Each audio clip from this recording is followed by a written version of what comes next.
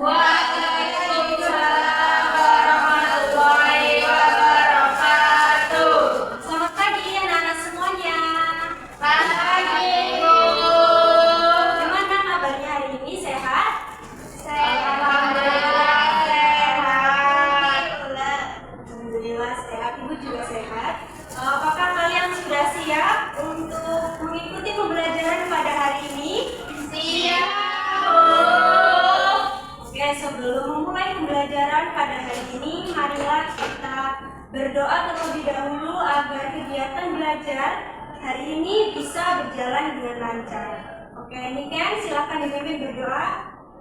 Sebelum memulai pembelajaran, mari kita berdoa menurut kepercayaan kita masing-masing. Berdoa dimulai. Doa tidak pernah usai. Terima kasih, Niken. Oke, selanjutnya saya akan cek kehadiran kalian dulu. Nanti jika saya panggil namanya, silakan angkat tangan dan sebutkan hadir ya. Jika ada teman-teman yang tidak masuk, silakan diinformasikan. Baik, Ibu. Dania Salsabila Ramadhani, hadir. Dila Ananda Ashifa, ada suratnya? Kairisma Olivia, Sintaul Rahma, Hadir. Niken Iza Nur Ilmi, Hadir, Ibu. Nur Faiza Kurota Ayuni, Hadir, Ibu. Octavia Ramandani, Hadir, Bu. Ardelia Septia Wetnas, Nasa Seba, izin. Suratnya ada? Yang benar yang mana nih? Kalian dulu.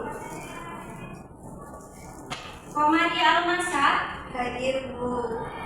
Dilandarin dia, Sakit. Zaskia Ardika Ramadhani.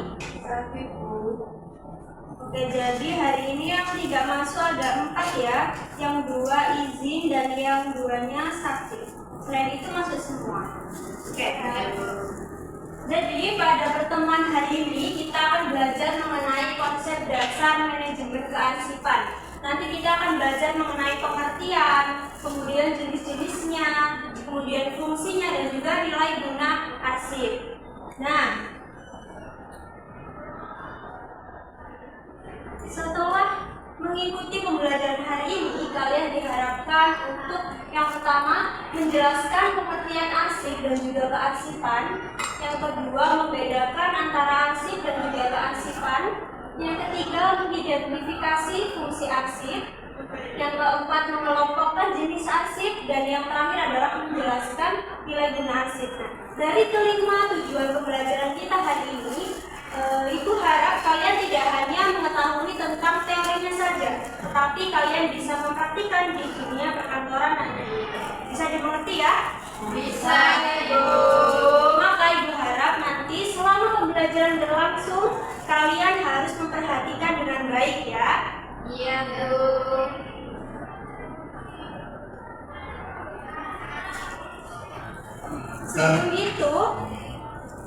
Sebelum itu, apakah kalian pernah melihat map-map dan juga dokumen-dokumen yang disimpan di atas meja atau di dalam lemari arsip? Ada yang pernah lihat? Nah, apa? Nah, dokumen-dokumen dan juga map-map tersebut kira-kira disebut apa ya? Arsip. Oke, arsip benar ya. Jadi, map-map dan juga dokumen-dokumen tadi itu disebut arsip. Bagaimana dengan kegiatan menyimpan, mengelola, menyusun, sampai dengan menemukan kembali? Apakah itu juga disebut dengan arsip?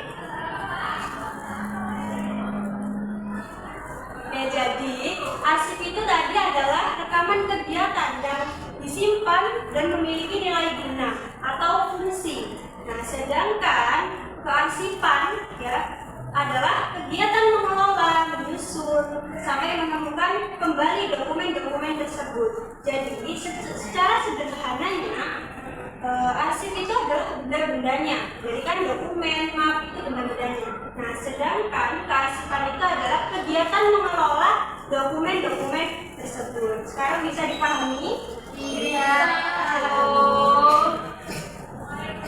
Coba diperhatikan video yang akan diputar.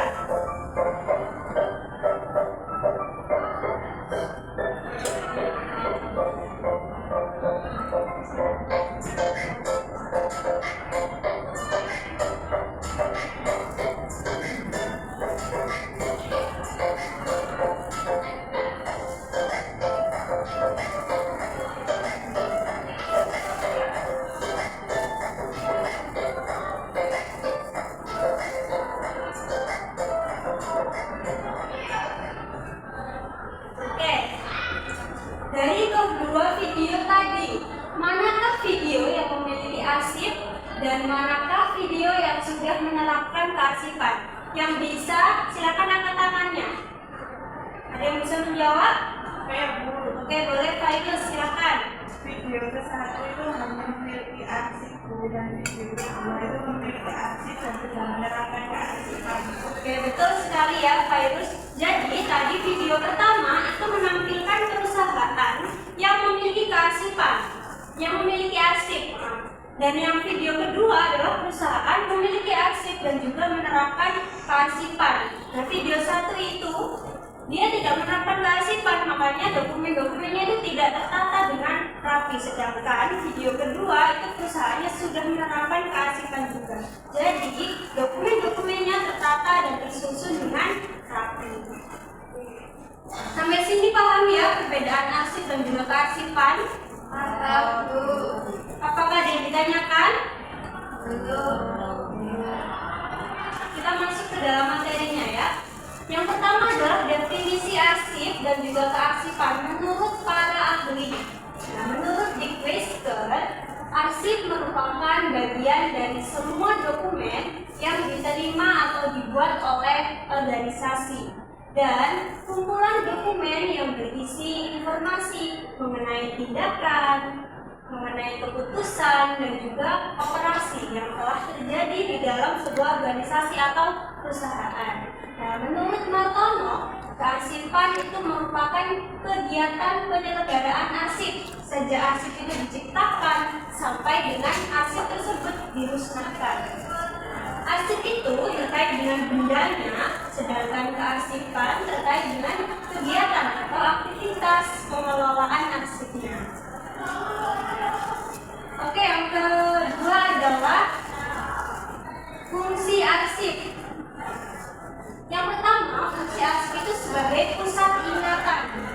Arsip itu berfungsi sebagai pusat ingatan sebuah organisasi karena menyimpan berbagai informasi dan juga catatan kegiatan yang telah mereka lakukan. Melalui arsip, organisasi itu dapat mengetahui kembali kejadian, keputusan, dan juga aktivitas yang telah dilakukan yang pernah terjadi di masa lalu. Nah, adakah yang bisa menyebutkan contoh dari fungsi arsip sebagai pusat ingatan? Silakan angkat tangan. Saya, Bu. Kita boleh. Misalnya itu ada perusahaan. Nah, perusahaannya ini ingin melihat data keuangan yang di tahun lalu. Nah, mereka itu cukup membuka arsipnya aja. Kalau tidak ada sistem kearsipan, orang tidak bisa membaca kembali. Ya, betul ya, Mita. Jadi contohnya adalah data keuangan. Nah, jadi arsip itu membantu organisasi untuk mengingat kembali apa saja yang sudah dikeluarkan oleh perusahaan di tahun 2025 di dalam data keuangan itu dan apa saja yang sudah didapatkan seperti itu. Yang kedua, fungsi arsip sebagai sumber informasi. Nah, arsip itu menjadi sumber informasi yang dapat digunakan untuk mengetahui data, kemudian fakta, dan juga keterangan yang dibutuhkan di dalam kegiatan organisasi atau perusahaan. Nah, informasi yang terdapat di dalam arsip itu membantu untuk memperlancar pekerjaan dan juga komunikasi. Contohnya yaitu tadi sama seperti ini kita ya, penjualan di bulan Januari misalkan. Penjualan Januari ini termasuk informasi untuk bendahara. Misalkan si bendahara ini ingin melihat, oh penjualan Januari ternyata kita dapat sekian, ternyata kita mengeluarkan sekian, seperti itu. Bisa dipahami ya? Bisa. Selanjutnya, arsip sebagai alat bukti dan juga bahan pertanggungjawaban. Arsip itu dapat dijadikan sebagai bukti yang sah dan juga autentik apabila terjadi permasalahan. Nah, arsip itu membuktikan bahwa suatu kegiatan atau transaksi itu benar-benar telah dilakukan oleh sebuah organisasi atau perusahaan tersebut. Nah, arsip itu juga sebagai dasar dalam mempertanggungjawabkan suatu kegiatan. Nah, apakah ada yang bisa menyebutkan contoh fungsi arsip sebagai alat bukti dan juga bahan pertanggungjawaban? Silakan angkat tangan. Saya Bu, Oke, boleh nih Ken. misalkan laporan keuangan Bu menjadi bukti bagaimana kondisi keuangan perusahaan itu apa saja pengeluaran dan pemasukan perusahaan. Oke, benar. Seperti contoh yang telah diberikan tadi ya. Jadi arsip dengan sebagai alat bukti dan juga bahan pertanggungjawaban itu untuk perusahaan agar ketika perusahaan dilakukan pemeriksaan, arsip tersebut akan menjadi dasar dalam pertanggungjawaban. Selanjutnya adalah fungsi arsip sebagai perencanaan dan pengambilan keputusan. Arsip itu memberikan data dan juga informasi yang dapat digunakan sebagai dasar dalam menyusun rencana dan juga mengambil sebuah keputusan. Keputusan yang baik itu biasanya didasarkan pada data yang tersimpan di dalam arsip. Contohnya, misalkan Fayus adalah seorang pemimpin di PT Avarion. Dia ingin membuka cabang baru. Misalnya sekarang itu perusahaannya di Surabaya. Dia ingin di perusahaan barunya itu di Bandung. Nah, sebelum Fayus merencanakan atau membuka cabang baru itu, Fayus kan pasti membutuhkan data-data yang data-data yang berkesinambungan dengan apa yang akan dilakukan. Contohnya adalah data keuangan misalkan. Nah, Fayus bisa melihat dari data keuangan tersebut, oh ternyata perusahaan saya untung, jadi saya bisa membuat cabang baru. Nah, ketika perusahaannya rugi, maka Fayus tidak bisa membuka cabang baru. Nah, itu adalah fungsi arsip sebagai dasar perencanaan dan juga pengambilan keputusan. Dan yang terakhir adalah sebagai alat ukur. Arsip itu dapat digunakan untuk menilai perkembangan dan juga kinerja organisasi dari waktu ke waktu. Nah, melalui arsip dapat diketahui apakah kegiatan itu mengalami kemajuan atau penurunan. Seperti contoh yang Fayus tadi ya, itu bisa melihat, oh ternyata perusahaan saya mengalami kemajuan. Oh ternyata perusahaan saya mengalami penurunan. Seperti itu.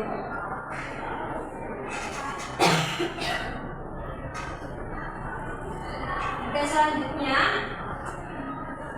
menurut Undang-Undang Nomor 7 Tahun 1971 mengenai ketentuan pokok kearsipan pasal 2 yang menjelaskan fungsi arsip itu dibedakan menjadi dua, yaitu yang pertama adalah arsip dinamis. Arsip dinamis itu adalah arsip yang dipergunakan secara langsung di dalam perencanaan, pelaksanaan, penyelenggaraan kehidupan kebangsaan pada umumnya atau dipergunakan secara langsung dalam penyelenggaraan administrasi negara. Kemudian yang kedua adalah arsip statis, yaitu arsip yang tidak dipergunakan secara langsung ya untuk perencanaan, penyelenggaraan kehidupan kebangsaan pada umumnya maupun untuk penyelenggaraan sehari-hari administrasi negara. Nah, di sini sudah dikelompokkan ya arsip dinamis dan juga arsip statis. Arsip dinamis itu masih dipergunakan secara langsung di dalam organisasi. Nah, mendukung kegiatan administrasi harian. Contohnya dari arsip dinamis itu adalah laporan keuangan di bulan ini, kemudian data pegawai yang masih aktif bekerja. Nah, Nah, sedangkan arsip statis itu arsip yang sudah tidak digunakan secara langsung, disimpan karena memiliki nilai sejarah atau hukum. Nah, ada yang bisa tidak menyebutkan contoh arsip statis? Silakan anak-anak. Saya Bu. Ya, Octavia boleh. Contohnya dokumen sejarah perusahaan. Ya benar ya. Jadi dokumen perusahaan itu disimpan dan termasuk arsip statis karena dia memiliki nilai guna sejarah atau hukum. Nah, contoh sederhananya adalah kalian pasti punya kan rapor SD dan rapor SMP kalian? Iya, punya Bu. Apakah itu penting? Penting. Kalian gunakan setiap hari atau tidak? Tidak. Itu adalah contoh arsip statis. Jadi rapor SD itu kalian gunakan ketika waktu tertentu saja. Misalkan kalian akan mendaftar ke SMP. Nah, kalian gunakan kan untuk pendaftaran tersebut. Nah, sedangkan untuk rapor SMP juga kalian gunakan saat mendaftar ke SMK. Seperti itu. Itu adalah contoh arsip statis. Selanjutnya adalah jenis-jenis arsip. Arsip dinamis itu dibedakan menjadi 3, yaitu yang pertama arsip aktif, kemudian arsip semi aktif, dan juga arsip inaktif. Nah, arsip aktif yaitu arsip yang secara terus-menerus digunakan di dalam penyelenggaraan kegiatan lembaga pencipta arsip atau organisasi. Nah, contohnya adalah arsip aktif itu arsip yang masih aktif ya, yang digunakan secara terus-menerus setiap hari di organisasi atau perusahaan. Kemudian arsip semi aktif yaitu arsip yang frekuensi penggunaannya itu mulai menurun, jadi di bawahnya arsip aktif. Tetapi arsip semi aktif itu masih diperlukan dalam penyelenggaraan kegiatan organisasi. Yang terakhir adalah arsip inaktif, yaitu arsip dinamis yang sudah sangat jarang digunakan. Jadi di bawahnya lagi dari semi aktif tadi. Jarang digunakan dalam penyelenggaraan kegiatan sehari-hari dan hanya digunakan sebagai referensi atau keterangan semata.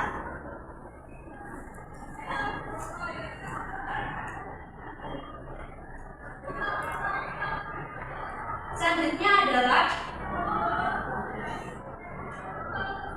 jenis-jenis arsip menurut Muhyiddin dan Winata tahun 2016. Arsip itu dilihat dari medianya, dibedakan menjadi 5. Yang pertama adalah arsip tekstual, yaitu arsip yang berbahan kertas dan termasuk ke dalam kategori arsip konvensional. Contohnya adalah arsip-arsip dokumen-dokumen yang berupa cetak, dan cetak yang fisik yang bisa kalian pegang. Contohnya adalah ketika kalian mendapat undangan dari sekolah untuk orang tua kalian, itu adalah termasuk arsip tekstual. Kemudian arsip audiovisual, yaitu arsip yang medianya itu berupa rekaman suara, kemudian rekaman gambar atau video. Contohnya adalah ketika sebuah perusahaan sedang ada kegiatan ya, pastinya kan membutuhkan dokumentasi untuk laporan pertanggungjawaban. Nah, itu dokumentasi itu adalah berupa arsip audio atau visual. Kemudian yang terakhir, yang ketiga itu adalah arsip kartografi dan kearsitekturan. Arsip kartografi itu merupakan arsip yang berbentuk grafik atau fotometrik seperti peta, bena, desain bangun mesin atau pesawat, dan lain sebagainya. Sedangkan jika arsip kearsitekturan itu adalah berupa blueprint, pembangunan gedung atau bangunan bersejarah. Kemudian ada arsip mikrofilm atau mikrofis. Arsip mikrofilm itu adalah arsip yang disimpan dalam bentuk film plastik transparan yang digulung seperti roll. Nah, di dalamnya itu terdapat rekaman gambar atau teks yang diperkecil ukurannya. Nah, sedangkan arsip mikrofis itu adalah lembaran film yang datar dan berisi banyak gambar atau teks. Biasanya itu di halamannya ada beberapa puluhan halaman dokumen yang sudah diperkecil. Kemudian yang kelima adalah arsip elektronik, yaitu arsip yang digunakan, yang diciptakan, diproses, dan juga disimpan dengan alat elektronik atau komputer. Contohnya adalah tugas-tugas kalian yang kalian gunakan, yang kalian ciptakan melalui Word, kemudian PDF, Excel, dan itu termasuk arsip elektronik. Dan materi kita terakhir adalah nilai guna arsip. Di dalam keputusan Kepala Negeri Arsip Nasional Republik Indonesia nomor 7 tahun 2001 itu menjelaskan bahwa arsip memiliki nilai guna primer, yang berarti nilai guna arsip itu berdasarkan kepentingan lembaga pencinta arsip, yang meliputi yang pertama ada nilai guna administrasi, yaitu dilihat dari sisi tanggung jawab pelaksanaan tugas-tugas kedinasan lembaga pencinta arsip. Nilai guna administrasi ini berkaitan dengan fungsi arsip dalam mendukung pelaksanaan tugas dan juga kegiatan organisasi yang sehari-hari dilakukan. Contohnya seperti surat tugas, kemudian notulen rapat atau laporan kegiatan.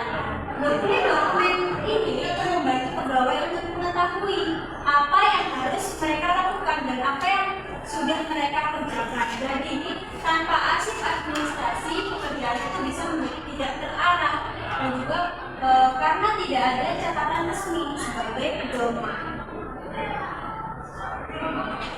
Yang kedua adalah nilai guna hukum, yaitu berkaitan dengan tanggung jawab, kewenangan yang berisi bukti-bukti tentang hak dan juga kewajiban secara hukum. Nilai guna hukum itu berarti arsip tersebut memiliki kekuatan sebagai bukti secara hukum. Nilai guna hukum misalnya adalah kontrak kerja atau suatu perjanjian kerjasama. Jika suatu saat terjadi masalah atau sengketa, dokumen inilah yang menjadi bukti. Itulah sebabnya arsip yang memiliki nilai guna hukum itu harus dijaga keasliannya dan kita tidak boleh mengubah secara sembarangan. Kemudian adalah nilai guna keuangan, yaitu yang berkaitan dengan transaksi keuangan. Arsip ini penting untuk pemeriksaan, audit, dan juga pertanggungjawaban penggunaan dana. Contohnya bukti pembayaran, kwitansi, laporan keuangan, faktur pembelian barang. Kalau arsip keuangan itu tidak tersimpan dengan baik, maka perusahaan bisa mengalami kesulitan dalam mempertanggungjawabkan penggunaan dana.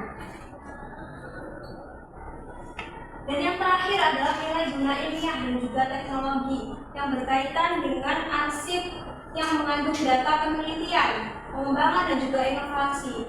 Arsip ini dapat digunakan untuk pengembangan ilmu pengetahuan dan juga teknologi di masa depan. Contohnya yaitu laporan hasil penelitian, kemudian data eksperimen laboratorium. Nah, jadi arsip-arsip ini bukan hanya menyimpan sebuah informasi saja, tetapi juga membantu kemajuan ilmu pengetahuan dan teknologi. Oke, materi kita cukup sampai di sini ya, sampai di nilai guna arsip.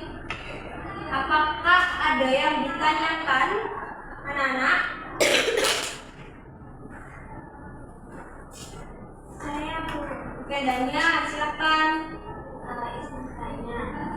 Kalau sama arsip itu gimana cara menentukan nama arsip yang harus disimpan lama, mana arsip yang harus dimusnahkan? Oke, pertanyaan yang bagus. Jadi penentuan apakah arsip itu digunakan lama dan dimusnahkan itu adalah melalui dua cara ya. Dilihat dari dua, yaitu yang pertama nilai guna arsip yang baru saja kita pelajari. Nah, apakah dilihat dulu apakah arsip tersebut memiliki nilai guna atau tidak. Jadi memiliki nilai guna, misalkan memiliki nilai guna administrasi atau keuangan, itu tidak boleh dimusnahkan. Nah, sedangkan yang kedua itu adalah kita harus melihat dari JRA atau jadwal retensi arsip. Jadi jadwal retensi arsip itu adalah pedoman untuk menjelaskan berapa lama arsip itu harus disimpan. Misalkan biasanya setiap perusahaan itu berbeda. Misalkan data keuangan harus disimpan selama 10 tahun. Jadi jika sudah 10 tahun maka data keuangan itu harus dimusnahkan. Seperti itu. Bisa dipahami Dania? Sama. Oke, sekarang gantian ya ibu yang tanya.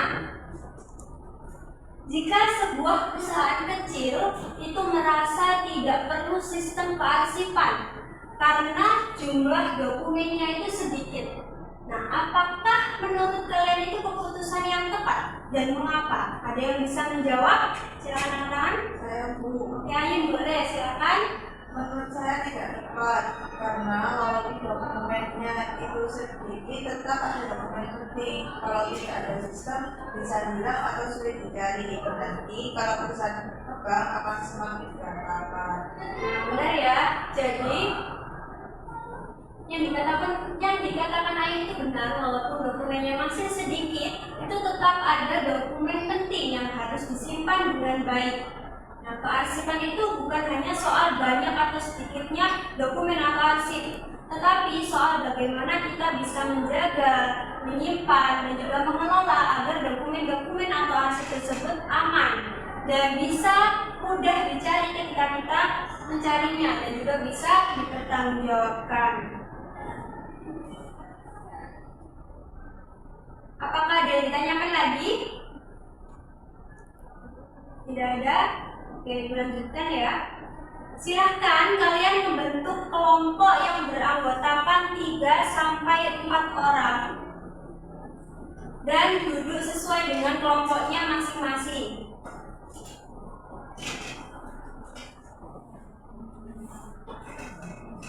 Oke, sudah? Sudah. Setelah itu, coba kalian perhatikan terlebih dahulu video yang akan Ibu putar. Tolong cari kontrak kerja sama tahun 2004 dan laporan keuangan tahun 2019.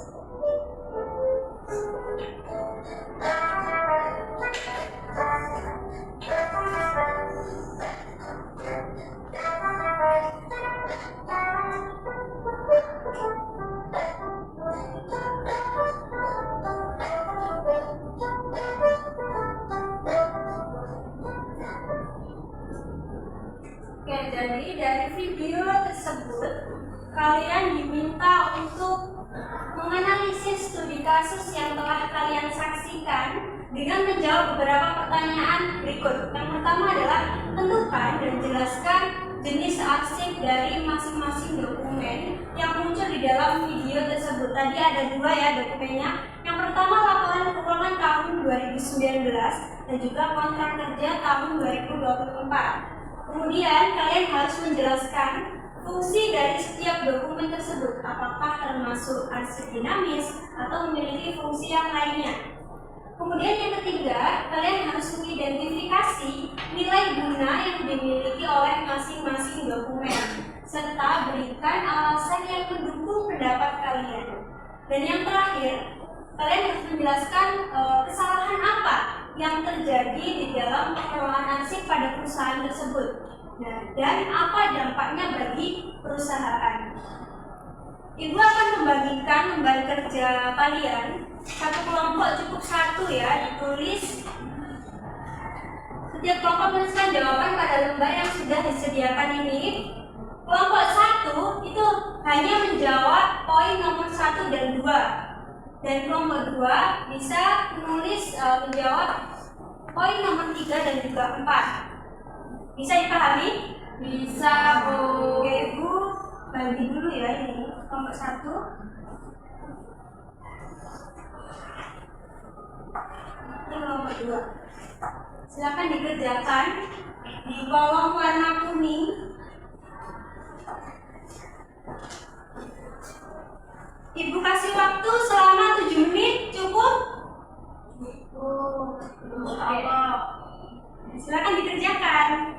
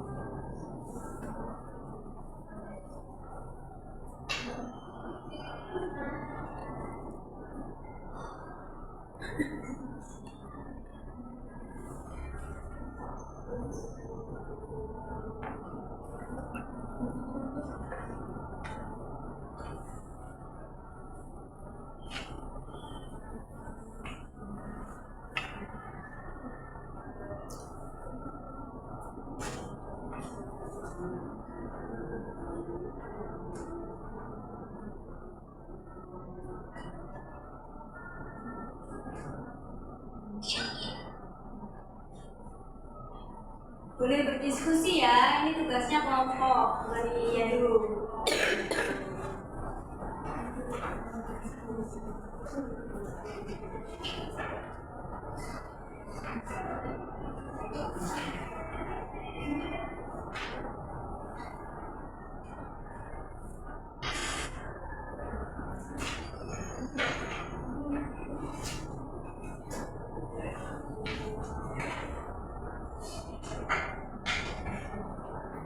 Ada yang ditanyakan? Nomor 1 aman? Cari individu yang jadinya kelompok. Siap, Bu.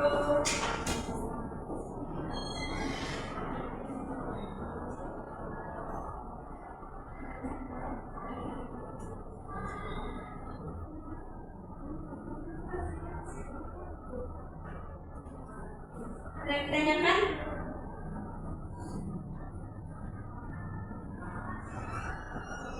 Ini Bu, bagaimana Bu?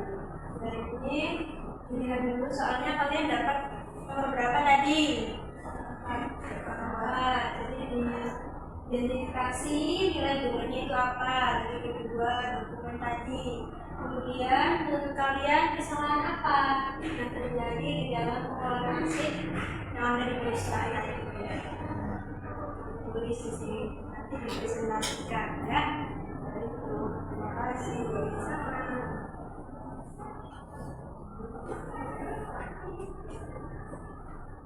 Nomor 1 udah selesai.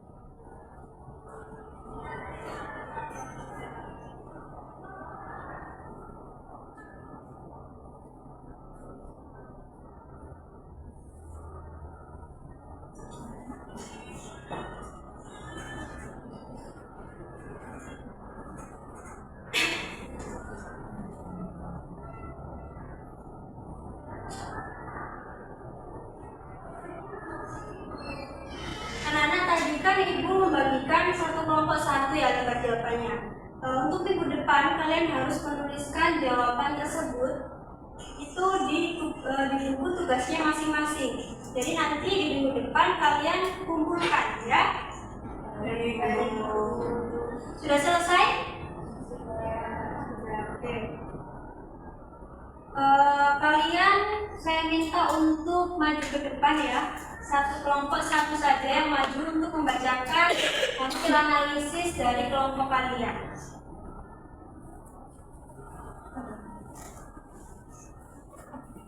Hah? Bukan gol. Iya. Anak-anak tadi kan ibu memberikan lembar jawaban itu satu kelompok satu ya. Jadi kalian bisa menuliskan di buku tugasnya masing-masing. Minggu depan akan ibu cek dan dikumpulkan. Ngerti? Sudah selesai semuanya? Sudah. Ibu minta satu orang dari satu kelompok itu bisa maju ke depan untuk membacakan hasil analisis yang telah kalian buat. Dimulai dari kelompok 1. Silakan, siapa? Saya tuh, silakan. Baik, di sini saya akan menyampaikan hasil diskusi dari kelompok kami, yaitu kelompok 1 yang beranggotakan Octavia, Abdalia, Miftah, dan juga saya, Amalia. Jadi yang pertama yaitu dokumen pertama adalah kontrak kerja sama tahun 2024. Dokumen ini termasuk aktif karena masih berlaku dan masih sering digunakan dalam kegiatan perusahaan. Kontrak tersebut menjadi dasar dalam menjalankan kerjasama, sehingga masih dipakai dalam kegiatan administrasi sehari-hari. Dari segi fungsinya, kontrak ini termasuk arsip dinamis karena masih digunakan secara langsung dan masih memiliki peran penting dalam kegiatan perusahaan.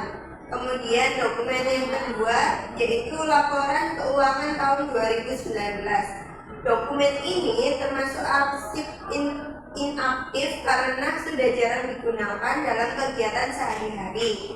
Namun laporan keuangan tersebut tetap memiliki fungsi sebagai arsip dinamis. Karena hal ini, dokumen tersebut masih bisa digunakan sewaktu-waktu. Misalnya untuk keperluan audit, pemeriksaan, atau sebagai bahan perbandingan dengan laporan keuangan tahun berikutnya. Dari hasil diskusi kami ingin menyampaikan bahwa suatu arsip dapat dikategorikan sebagai aktif dan atau inaktif berdasarkan frekuensi penggunaannya. Sedangkan dari segi fungsi, arsip dinamis adalah arsip yang masih berhubungan dengan kegiatan administrasi baik digunakan secara rutin maupun pada waktu tertentu. Sekian penyampaian diskusi dari kelompok kami. Terima kasih. Terima kasih kelompok 1. Silakan untuk kelompok 2, perwakilannya maju ke depan untuk membacakan hasil analisis kalian.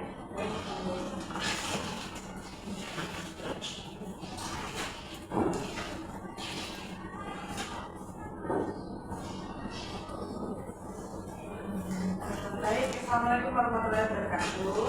Waalaikumsalam warahmatullahi wabarakatuh. Di sini saya mewakili kelompok 2 ingin menyampaikan hasil diskusi kami, di mana kelompok kami beranggotakan oleh Mbak Nia, Mbak Reibus, Mbak Nia, dan juga saya sendiri non Mbak. Jadi hasil analisis dari kelompok 2 yakni kontrak kerjasama tahun 2024 memiliki nilai guna hukum karena dokumen tersebut menjadi bukti resmi adanya kerjasama antara perusahaan dengan pihak lain.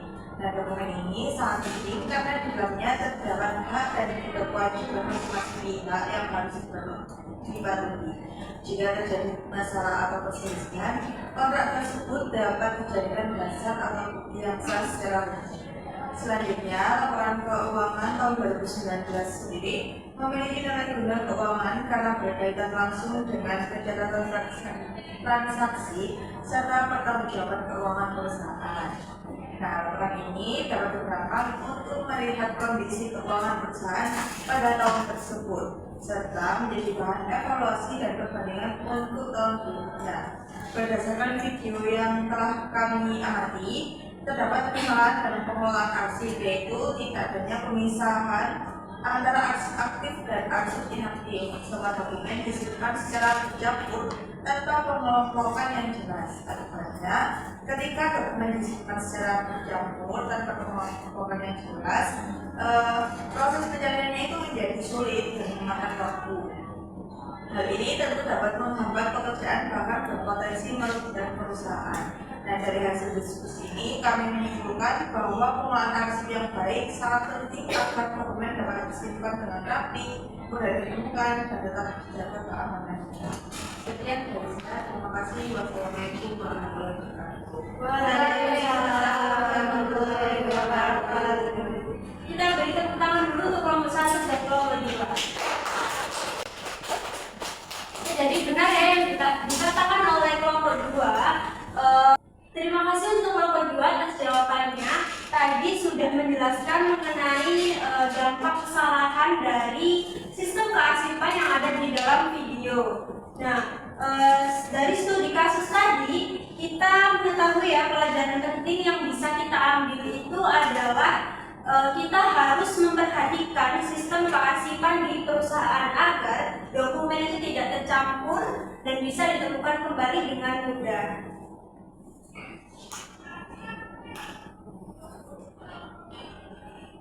Baik anak-anak, untuk materi hari ini cukup sampai di sini ya. Jadi kesimpulannya adalah kearsipan merupakan proses pengelolaan arsip secara sistematis agar dokumen itu dapat disimpan dengan baik,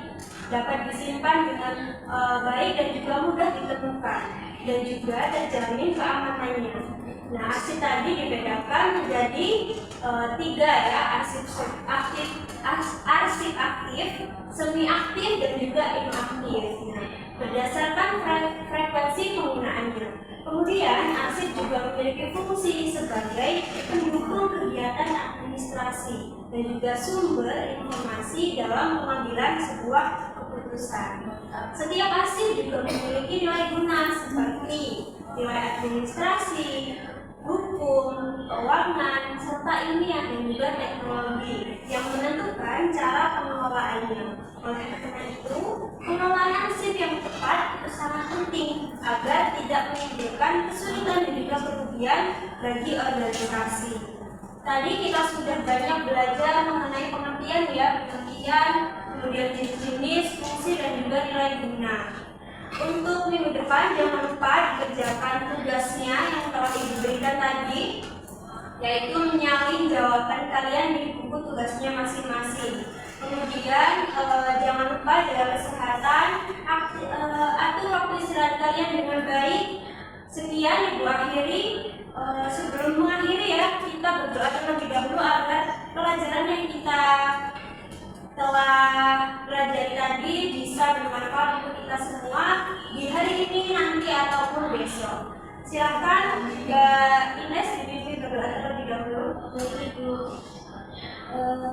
Sebelum menutup pembelajaran untuk hari ini, marilah kita berdoa. Doa dimulai. Doa selesai. Terima kasih Mbak Ines. Cukup sekian ya